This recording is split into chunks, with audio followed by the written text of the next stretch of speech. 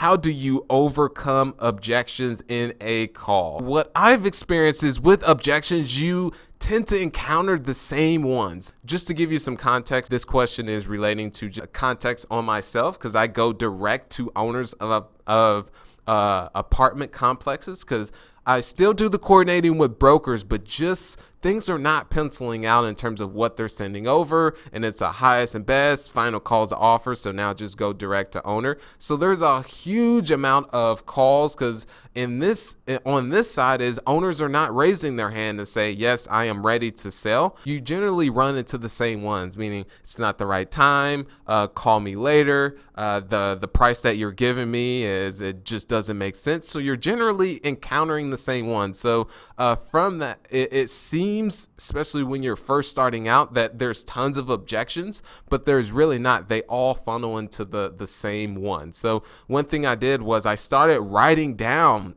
those objections that I was running into and started to drill and rehearse, meaning call someone and I give them the pitch. They say not interested.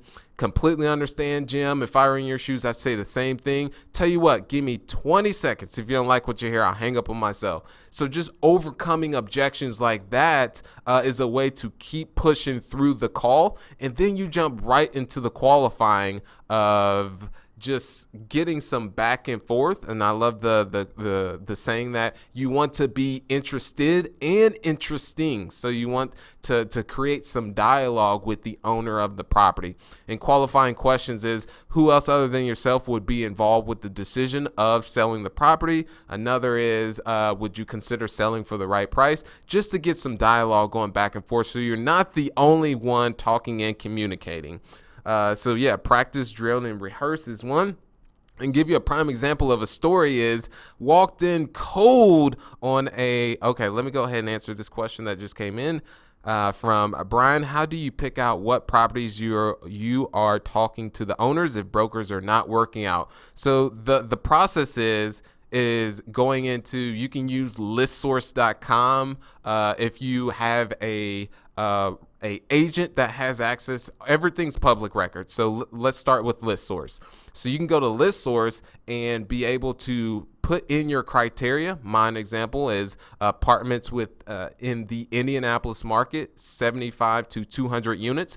Pull all of those specific properties from that source, and there you go. And then from there, I narrow it down a little bit more to really have that sniper approach. So I'll say that out of those apartments, the ones that have rents between $600 to $900, because don't want to get lower than that. In terms of the quality of the tenant base from just my personal perspective, and not higher than that because going into more of a luxury market. And then also cut out all of the affordable housing, meaning that it's subsidized, because that's not my niche. So working class, market rate. And then from there, you do skip tracing to find out who the owner is. And then you just pick up the phone and then give them the pitch. So there's a lot, of course, that goes into that, but that's the simplest form. Actually doing it is the difficult part, but there's tons of tools out there, and I'm more than happy to assist you with that. The story on the Cincinnati owner is had been calling them, I would say, 1.5 to 2 years and just haven't had any luck. So this was about a month ago, dropped into their office, and I am familiar with their voice because I've heard it on voicemails, and also just I did speak with them several times, but they mentioned it just wasn't the right timing.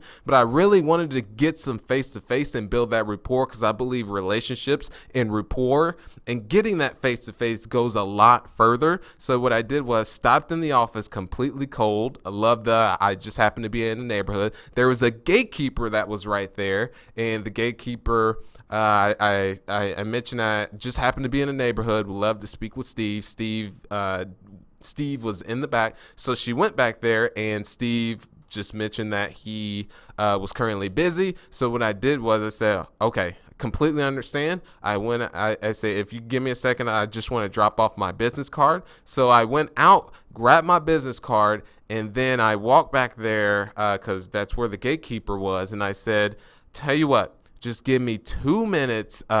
Just mention to him, just give me 2 minutes. And if he doesn't like what he hears, I'll go ahead, I'll be out of his hair. And then he came right out. So that just goes to, it takes a lot of cojones, I believe, for lack of a better word, but that builds up so much confidence. Not saying I have lack of confidence, but that builds that backbone and that muscle for you to be able to, because there's going to be tons of rejection. And when you're able to do things like that, that just allows you to break through the noise.